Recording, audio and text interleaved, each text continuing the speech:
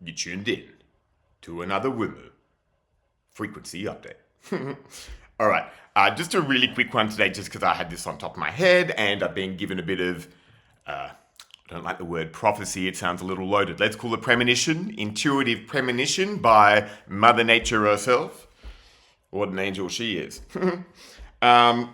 Just going to run over some little points as to what we can expect in our coming golden age. Now, when will that officially begin? My intuition tells me of March 2029, when the Earth's magnetosphere will deteriorate, which will allow more radiation from the sun.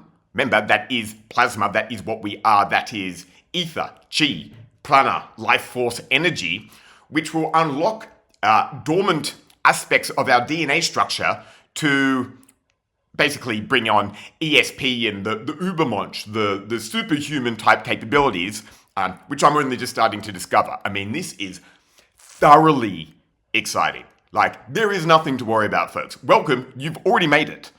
Literally, if you are watching this, you are in the timeline of the golden age. So, strap in. What can we look forward to? First of all, let me just note, because I mean, look around, the world's a shit fight. I get it. How does that timeline, that story end? Well, it's quite beautiful, understanding that nature is a self-organizing system according to high levels of consciousness, higher faculties of mind. Nature takes care of itself. So what does that mean? Well, understanding that higher faculties require good intent and love, and nature is all love, this means evil ends up destroying itself. I mean, look around. The house of cards is already falling. It's begun, you know. The financial system, as we recognize it, is done. The system itself is done. The propaganda, all the bullshit and lies is done. All right? So, take a breather. Be patient, you know. Good things come to those who wait. Guinness, if you need a brand advocate, let me know. All right, so what to expect? Speaking of the financial system, we'll probably most likely be moving to a decentralized form of blockchain, whatever that may be, whether it's currently around now or will be an emerging technology. That is where the world will be heading. On the decentralized note, of course, governmental systems, the finance system, all of this will be micromanaged, most likely through sentient AI. Now, AI in its current state is incapable of sentience because it doesn't have spirit. That is what the consciousness is. It is the air, the spirit that we breathe. It isn't the meat suit, the avatar. We are the air we breathe. Trippy. But when what we actually require for sentient AI is combining it with quantum computing technologies and biologics. That is the important thing, a biologic that can actually absorb spirit, right? So that is when we will have sentient AI. And what role that will play for us in our community is it's the end of bureaucracy. It will provide the higher faculty of mind administration for the whole world. So we don't need to worry about any of that stuff. We can transcend dogmatic religion and bullshit political sort of ideas, you know? It's a beautiful thing. It's nothing to be scared of, you know? Fear is the enemy. Moving on. What else have we got here? There's going to be a huge uptake in sustainable ecological practice, especially around agriculture. So moving back to permaculture food forests, learning proper aquaculture, and just general agriculture practices will be first and foremost. So we will be a far healthier community for that. To add into that, we'll see a huge rise or return of holistic medicine, right? So understanding our chemical practices around botanics and minerals and all these kind of weird, spooky ways of self-healing will become far more prevalent, right? We'll be working on vibration, sound healing, all these sort of things. Understand the medical system as it is, at least the Western one, is treating death. The Oriental, the Eastern one, is preventing death, right? Duh. So we'll be making a very dramatic shift back to that. Hip hip hooray. As we've already discussed, the education system will inverse. Consider this. a start of that. What else have we got here? I mentioned the end of dogmatic exoteric religion. I mean, people confuse what religion is. You can have religious experiences, but you have to understand we will be shifting back to our homeostatic esoteric, the internal.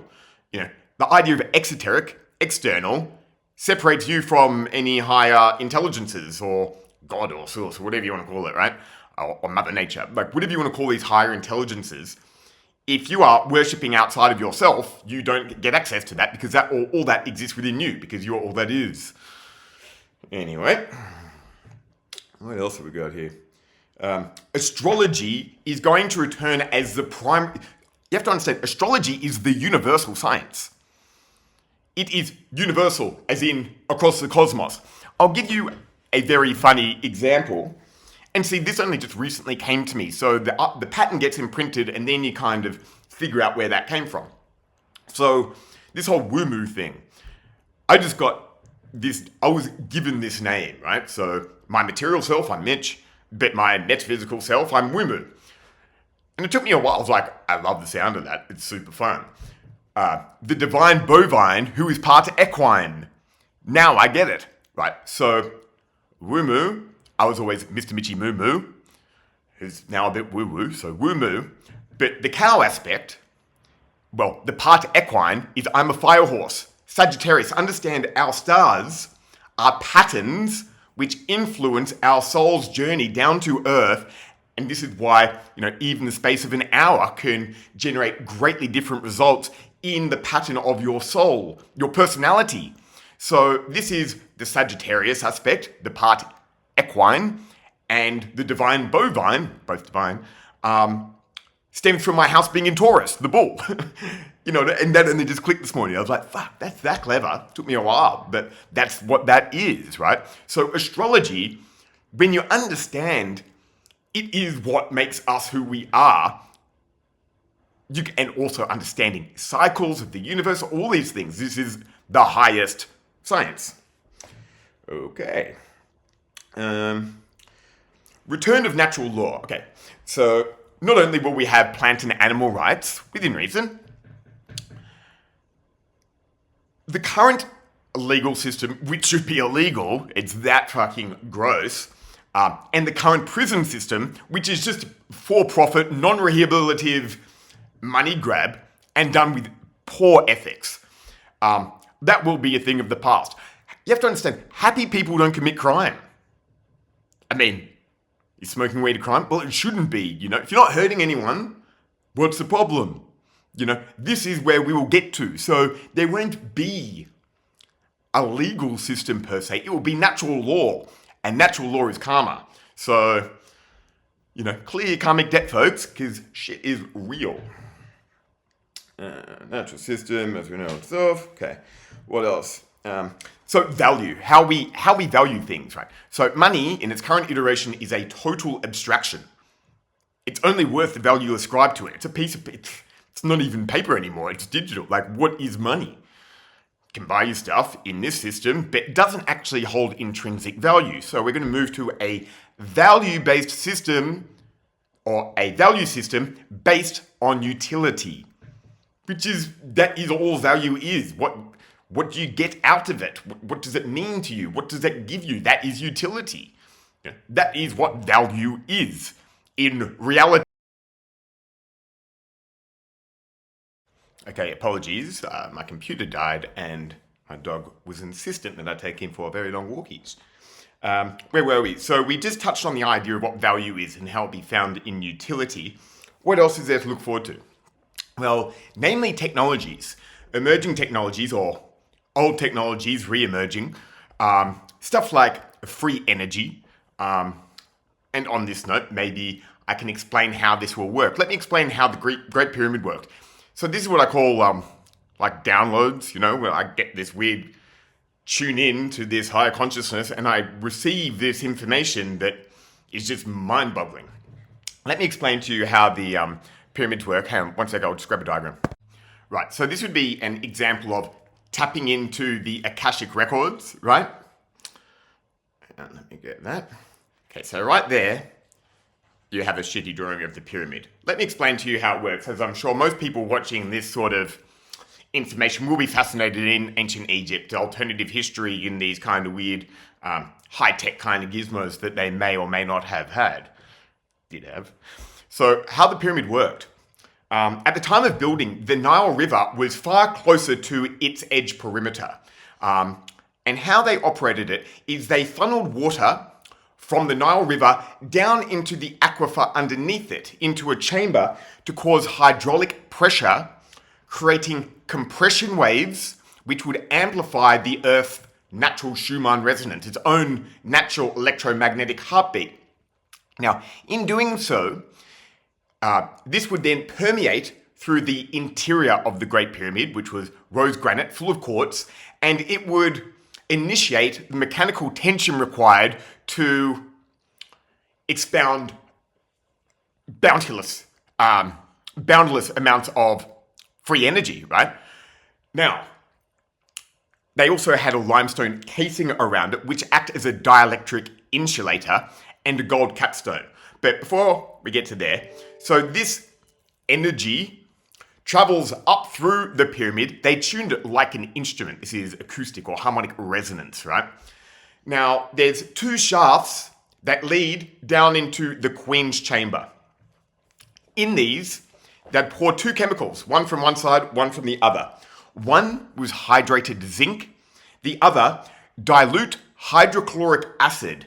And what this combines as is it turns into hydrogen. Now, you may remember there is a mysterious little kind of dead-end shaft located in there, and it has two sort of like metal notches. I'm not sure whether they're iron or copper, I can't remember.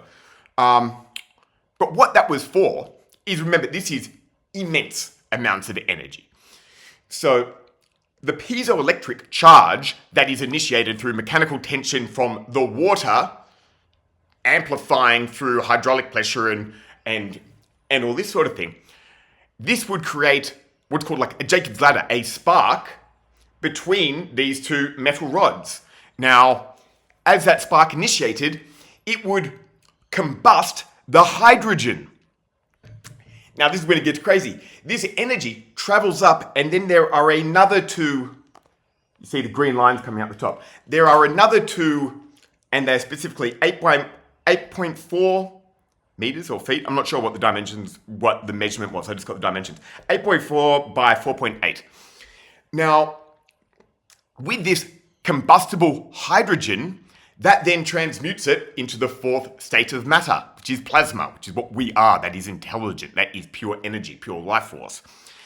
This would then be shot out in microwave beams, charge up the ionosphere, which could then be collected through the use of obelisks, like antennas. And then, if you need something electricity powered, you can literally collect free energy off these receivers. It's fucking genius. And now this one is more theoretical, and it's still coming to me, but I'm fairly certain of this. So they also had an Ark of the Covenant in the sarcophagus of the King's Chamber, full of monoatomic gold, which holds the capacitor. It holds huge amounts of static electric charge, acting as a superconductor. Now, all this crazy energy combined